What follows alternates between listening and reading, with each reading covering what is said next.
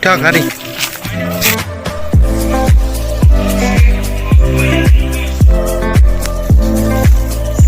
चूँकि हम अपने 4th स्टॉप पर, जो कि है बुद्ध केव्स।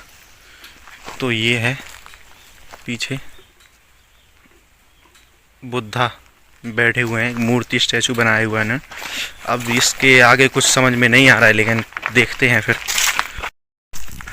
सामने की तरफ लगा है ये बोर्ड, प्राचीन बुद्ध गुफाएं देवगढ़ 1 किलोमीटर।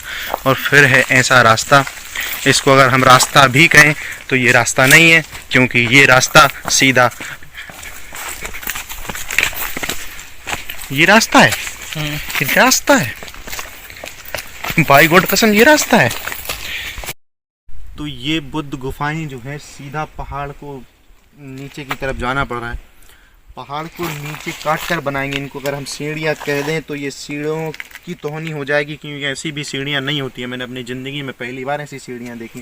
जो ये देखें, ये सीढ़ी है जिसमें अगर फिसलेंगे तो कोई पकड़ने का कोई चांस ही नहीं है, फिर भी चलते हैं। नीचे से आदमी तो चले आ रहे हैं। तो आइए आप, और हम आपको दिखाते हैं। आपके पीछे कुछ भी करना पड़ सकता है, एक व्यू हमारी ज़िंदगी से भी काफ़ी है। तो आए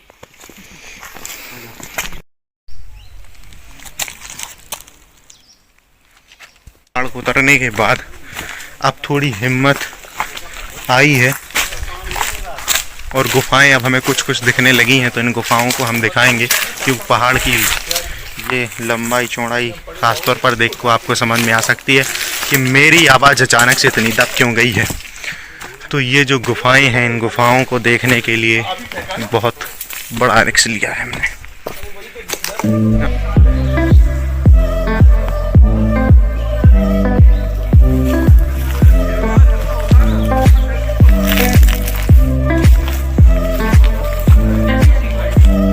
ठीक ठाक हरी।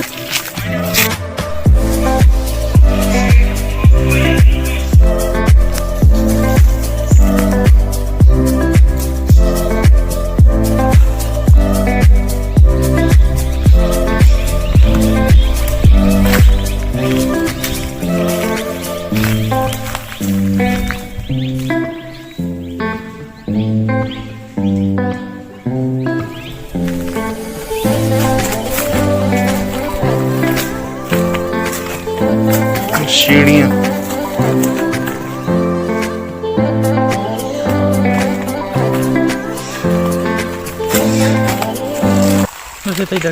मूर्तियों को देखें तो ये मूर्तियाँ जो है पानी के रिसाव के कारण अपने अस्तित्व को बचाने में लगी हैं।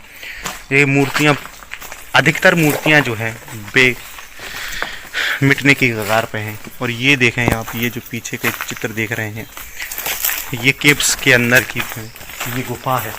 और वो वाली मूर्ति जो वहाँ पे आपको दिखाई दे रही होगी, तो वहाँ पे आप देख पा रहे हैं। थोड़ा कैमरा की क्वालिटी इस वजह से ख़राब हो रही है, क्योंकि कहीं धूप कहीं छाँव, कभी सुबह कहीं शाम, ये वाले मंजर हो रहे हैं।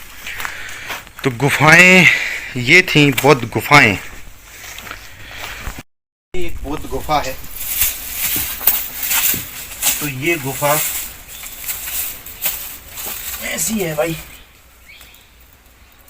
तो इस गुफा में कुछ रखने को, सामान रखने के लिए भी है कि पीछे की तरफ एक हॉल बना हुआ है। ये हॉल अच्छा खासा है।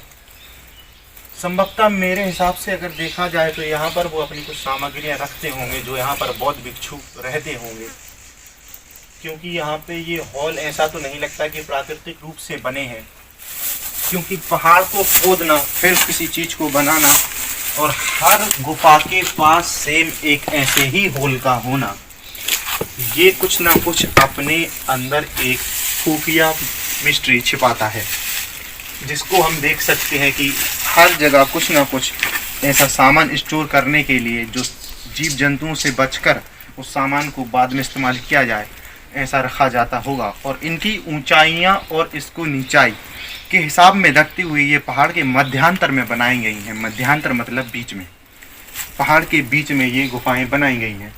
तो कभी आप फुर्सत हो, बिल्कुल सुचारू रूप से आपके पास वक्त ही वक्त हो, तो इस प्राकृतिक माहौल में चारों तरफ जंगल में घिरे हुए इस बाघ के खौफ में रहकर, हाथ जान हथेली पर रखकर आप इस क्षेत्र में आएं और बौद्ध गुफाएं, जैन मंदिर तथा दशावतार मंदिर, बौद्ध जैन धर्म तथा सभी धर्मों को यहाँ पर आकर आप केवल देवगढ़ में आकर देख सकते हैं तथा महसूस कर सकते हैं उन पुराने राजाओं की धार्मिक आस्थाओं के बारे में, जो इतनी मजबूत थी कि उन्होंने पहाड़ को भी काट कर अपने गुरुओं को समर्पित करा।